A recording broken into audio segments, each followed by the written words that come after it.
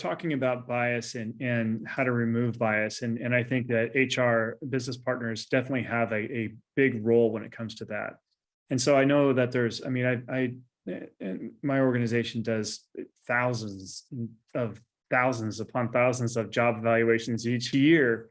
And so one of the models that we use, because there's a lot of different ways you can go about this, but when we're really concerned about making sure that bias is removed, the first thing is when we're reviewing a job or talking about a job, we identify who is the top subject matter expert in that position, and it's often the manager or a senior level person that has visibility into that job.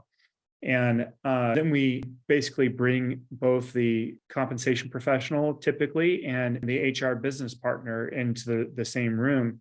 And using a tool like Gradar, I mean, we use that a lot because it's data driven and it's defensible, where the classification method or just doing leveling is difficult to defend that away from bias. So Gradar is often a great tool.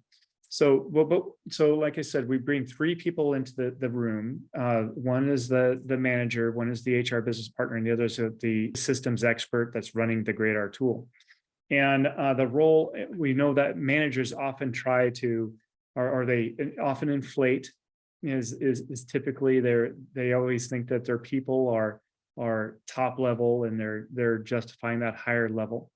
And the HR business partner, their role is to really go in there and say, okay, this is the reality, and really challenging that thought. Like you said, Char, doing their homework and really working with the manager to calibrate. And then the comp professional or that systems expert is the one who is bringing the knowledge from, thousands of these job evaluations that they're doing to ensure it's done consistently each time. And so that's really important in those sessions. And then, like Lizanne said at the end, when this is all done, it's brought into which Gradar calls a cross comparison, which is a job matrix. It shows jobs by function and by level.